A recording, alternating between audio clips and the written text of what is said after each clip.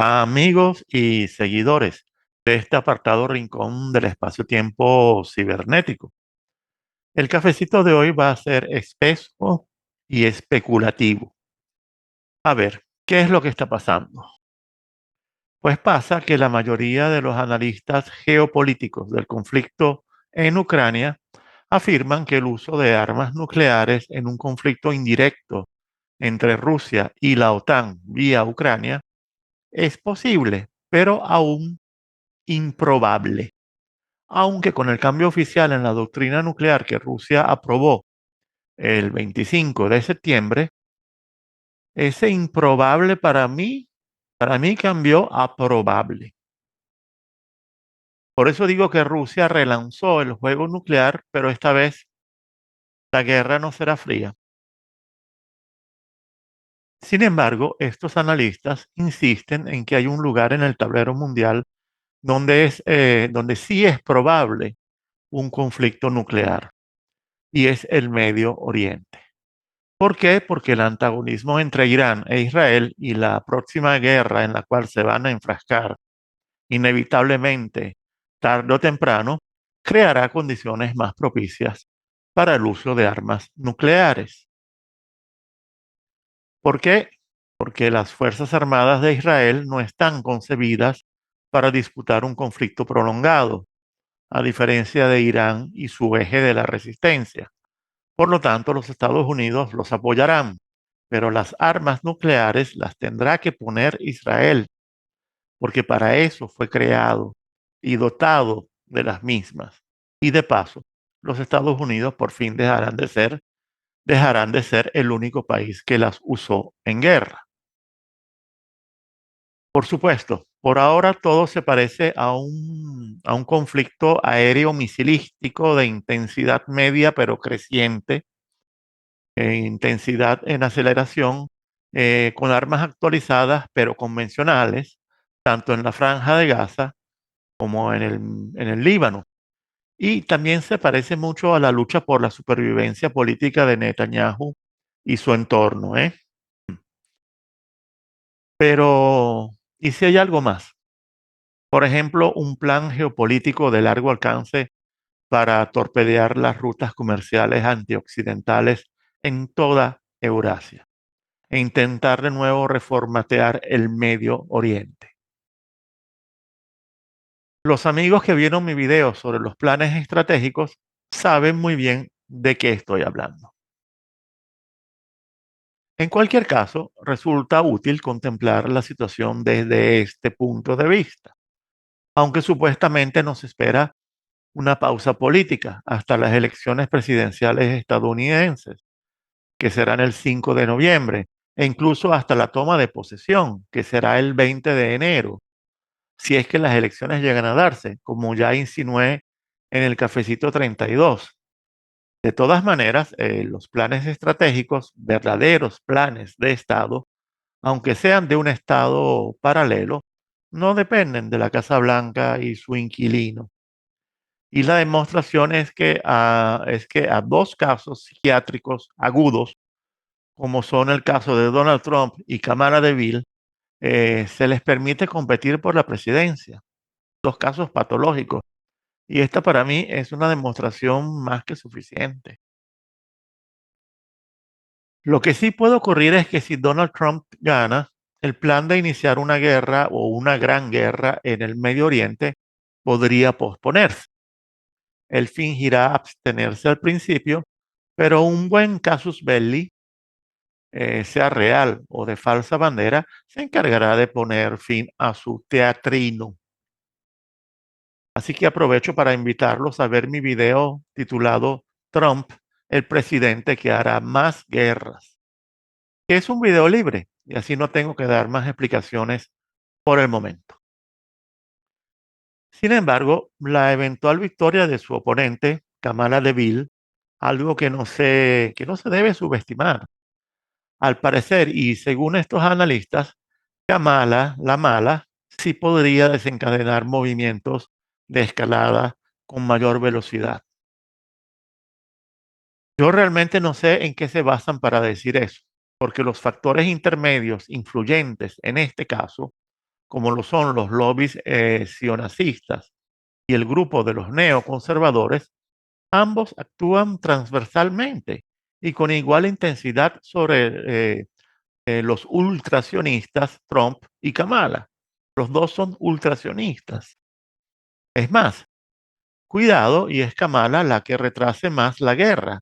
Y esto lo digo también porque al final serán las élites dominantes que dirigen tanto el complejo industrial, militar, tecnológico, farmacéutico, como las altas finanzas, las que decidirán los comienzos de cada guerra en medio de disputas sobre reparticiones de botines en el tanque de los tiburones blancos. De todos modos, aquí los que tienen prisa, incluso urgencia, son Israel y los Estados Unidos. Los demás los esperan en la bajada, que ya comenzó, por cierto, especialmente después del cambio de doctrina que ejecutó Rusia. La última grave advertencia que le hace al mundo la superpotencia nuclear número uno.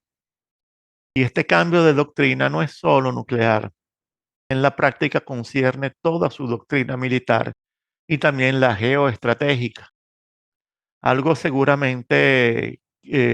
seguramente será emulado tanto por China como Irán y Corea del Norte. Y pongo a Irán porque estoy seguro de que dispondrá de armamento nuclear llegado el momento. Créanme y anótenlo. Ahora bien,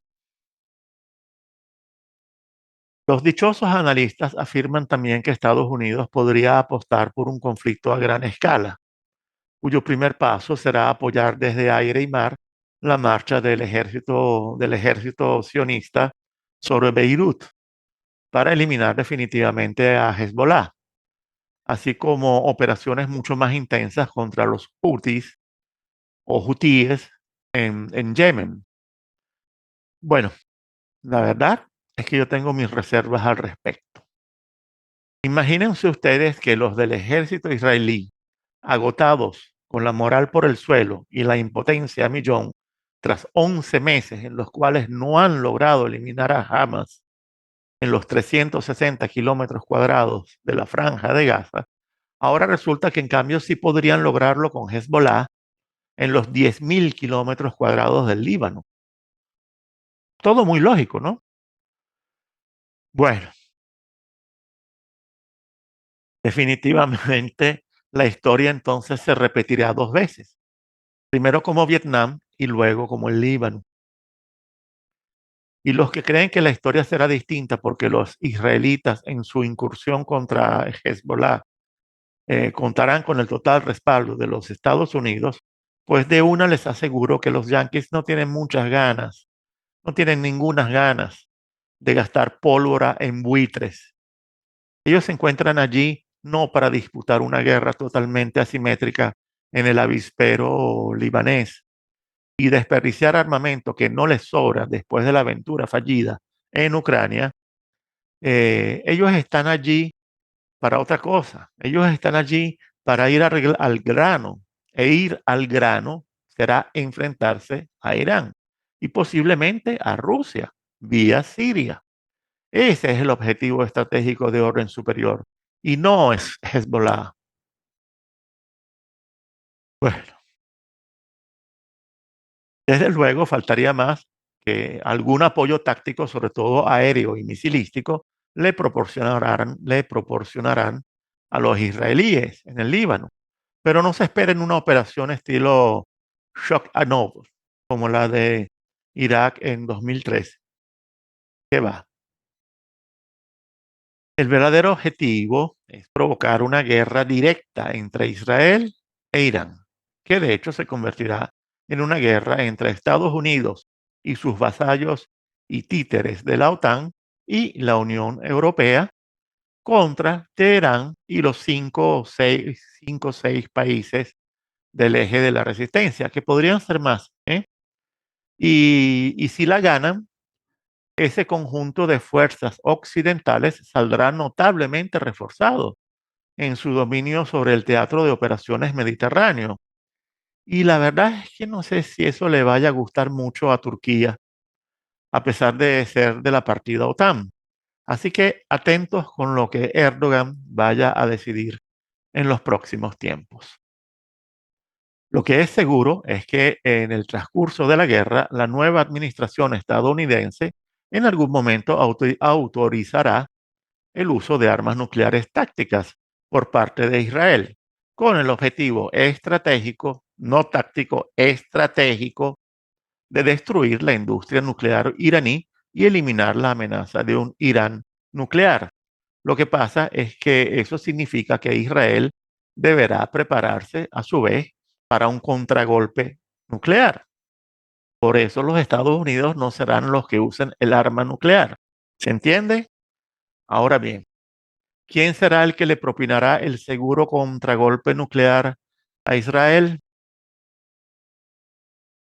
Oigo apuestas. Y una vez les diré algo. Estados Unidos fingirá sentirse altamente indignado y armará un escándalo por esa acción, pero por dentro sentirá un gran alivio y se frotará las manos, frotarse las manos. ¿Y por qué? Porque ese sería un acontecimiento capaz, primero, de paralizar a todo el Oriente y el Mediterráneo. Pero no solo eso. Por ejemplo, la iniciativa comercial y logística promovida por China, conocida como la Ruta Marítima de la Seda, pasaría a la historia y el proyecto del cinturón económico de la Ruta de la Seda, el proyecto Road and Belt, también.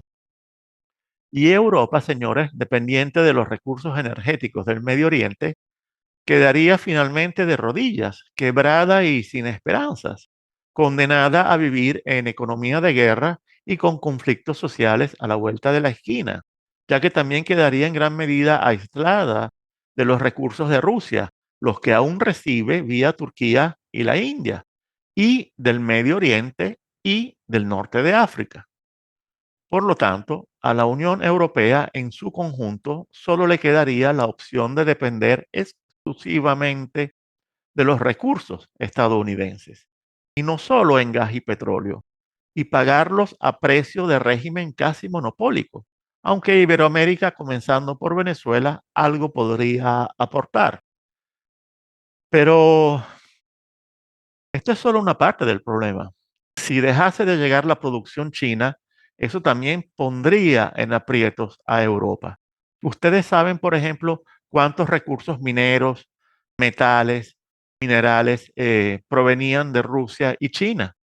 Por ejemplo, en estos días se hablaba de un problema con el titanio, que es un metal muy especial, y el tantalio, otro elemento importante para la industria tecnológica. Así que habría que transferir progresivamente la producción industrial a los Estados Unidos, que sin duda alguna otorgará todas las facilidades del caso. De hecho, ya lo está haciendo la actual administración antes que Trump. Y eso significa el éxodo de millones de trabajadores europeos a los Estados Unidos. Y ese plan, donde se habla de aislar y estrangular a China, comenzaría a concretizarse. Aunque recuerden que existe una cosa llamada BRICS. Irónicamente, la Unión Europea podría sufrir el mismo destino que Europa del Este, los estados bálticos y las antiguas repúblicas soviéticas, incluida Ucrania, donde el PIB de esas naciones se compone en buena parte de las remesas de los trabajadores que emigraron a los Estados Unidos. Recuerden que un sangriento caos en el Medio Oriente y en el Mediterráneo se podría decir que no tendrá mayor efecto sobre los Estados Unidos, que ya no depende del petróleo y el gas de esa región, y es él mismo el mayor productor de estos recursos. Eh, y China también enfrentaría dificultades. Su dependencia de los recursos energéticos del Medio Oriente todavía es elevada y Rusia sin duda alguna podría compensar esa situación, pero se tardaría un tiempo. Pero, pero, pero hay un problema. Si los Estados Unidos cortan a Rusia cortan a China, cortan al Medio Oriente y también a África, y de paso empobrecen a Europa hasta ponerla de rodillas, ¿a quién le venderían su producción? ¿Y cómo la transportarían? ¿Será que a los americanos se les olvidó que la principal función de los submarinos alemanes en el Atlántico durante la Segunda Guerra Mundial no era cazar buques de guerra, sino los convoyes de barcos mercantes que se dirigían a Europa?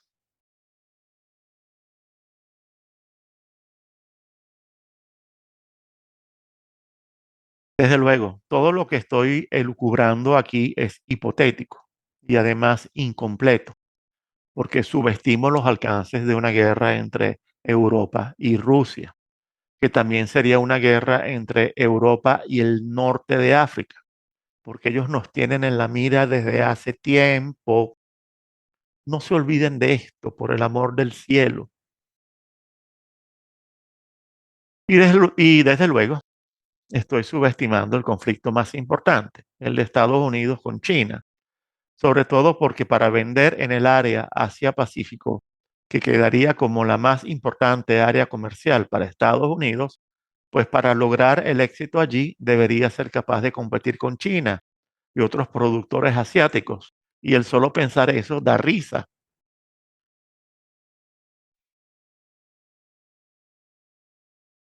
Lamentablemente, el imperio entró en ibris al sentirse el vencedor invencible a partir de un 26 de diciembre de hace 33 años y sentirse también el guardián policía del mundo, por un sentimiento ciego, vacío, frío y presumido de narcisismo de Estado, solo lleno de sí mismo y de supremacía en todos los sentidos sobre el resto de la humanidad, que para ellos sobra en el planeta y solo hace daño y lo arruina todo. Estamos hablando de entes que se sienten predestinados a desplazar a Dios y su creación preferida, y por lo tanto condenados a caer de nuevo, esta vez definitivamente. Amigos, realmente no es ni será fácil aferrar toda la complejidad actual y venidera. Y por eso es que yo mismo, que me lanzo estos ejercicios mentales de supuesta anticipación, yo mismo soy el primer escéptico de mis predicciones, a pesar de que tengo cierta eficacia y me disculpan la falta de modestia. Pero una cosa era ser acertado en el mundo que teníamos hasta ayer, digamos que hasta hace unos 4 años, más o menos. Y otra es enfrentar el reto de lo que sin duda alguna será la primera guerra global.